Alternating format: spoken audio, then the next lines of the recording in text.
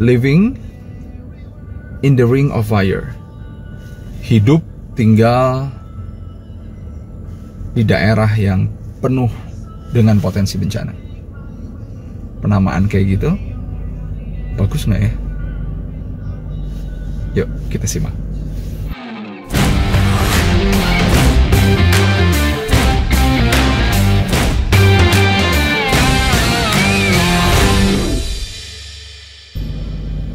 Ring of Fire semakin beken setelah ada acara seorang yang keren banget dan keluarganya keliling-keliling Indonesia berbicara tentang Ring of Fire, Ring of Fire, Ring of Fire. Dari dulu udah ada, cuma setelah event itu, setelah acara itu jadi makin keren tuh Ring of Fire. Artinya apaan sih? Kawasan yang ya potensi bencananya gede gitu. Nah sekarang pemaknaan kayak gitu apakah bagus apa enggak? Dulu barangkali waduh lu berarti nariknya kalau Ring of Fire lu nariknya memang bencana demi bencana ya, itu narik yang ketidakbagusan, itu narik ketidakberuntungan. Teman-teman semuanya sebenarnya nggak juga loh. Living in the Ring of Fire bisa juga kita maknai dengan banyak pemaknaan yang bagus ya. Misalkan adalah kehati-hatian kita untuk selalu siap ketika bencana itu terjadi. Living in the Ring of Fire bukan berarti kita narik bencana, gempa bumi, terus lagi gunung meletus, terus lagi naiknya air laut, angin puting beliung, banjir bandang, longsor dan lain sebagainya. Enggak kesana. Tapi bisa jadi juga ketika kita disadarkan bahwa kita tinggal di Ring of Fire, persiapannya juga gede. Bukan cuma bersiap ketika bencana itu terjadi, tapi apa perencanaan yang kita buat agar bencana yang bisa kita kendalikan itu nggak terjadi. Emang ada bencana yang bisa kita kendalikan? Ada. Sebelum itu, bencana yang nggak bisa kita kendaliin apaan sih? Gunung meletus, kita nggak tahu kapan, tapi kita bisa memprediksinya. Ya perhebatlah alat-alat untuk memprediksinya, perhebatlah talenta-talenta yang bisa menelaah, bukan menerawang ya, itu dukun. Mbak Yu.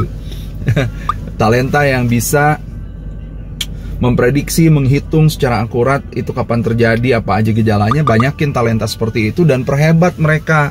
Jangan cuma disimpan di pinggir kawah, jangan cuma disimpan di lereng gunung tapi nggak dihargai. Mbok ya dihargai sama pemerintah ya. Terus lagi apalagi tsunami nggak bisa kita kendalikan tapi kan bisa diprediksi. Udah ada teknologinya. Teknologinya dibuatlah, teknologinya dibeli, teknologinya dijaga, jangan dijadiin project harganya mahal terus baru dipasang, udah mau di-upgrade harganya, udah dipasang, hilang lagi ya, nauzubillah min dzalik. Teman-teman, tapi banyak loh di antara itu yang bisa kita kendalikan. Apa itu? Longsor bisa kita kendaliin, bisa. Banjir bandang bisa kita kendalikan, bisa. Caranya gimana? Ya caranya jangan lo habisin apa yang ada di atas. Caranya Mbok ya nyalakan peringatan itu di hati kita, di kepala kita. Mbok ya jadi jauh lebih kompak. Jangan sampai ada pembalakan liar, jangan sampai ada penebangan hutan yang tanpa direboisasi lagi, jangan sampai ada eksploitasi tanpa memikirkan planet dan tanpa memikirkan people surrounding apa yang dieksploitir. Gunung batu yang kemudian batunya diambil terus nggak diperhatiin, habis itu terus lagi digali batu baranya, habis itu dibiarin bolong-bolong, terus lagi hutan dijadiin kelapa sawit, terus hutan lindungnya jadi habis. Itu kan bisa kita rencanakan. Teman-teman, nggak ada salahnya sama sekali bilang kita tinggal di Ring of Fire. Nggak ada salahnya sama sekali. Justru itu bisa kita maknai dengan makna-makna yang bagus dan makna-makna yang berguna buat kita. Oh ini titipan Tuhan, berarti harus dijaga. Dijaga itu bukan cuma dibiarkan, biarin aja tumbuh sealami-alaminya. Enggak, boleh dipakai, tapi jangan dieksploitasi. Dieksplorasi, tapi jangan dieksploitasi. Gitu teman-teman semuanya. So, we live in the Ring of Fire. Kita hidup di daerah yang memang potensi bencananya luar biasa.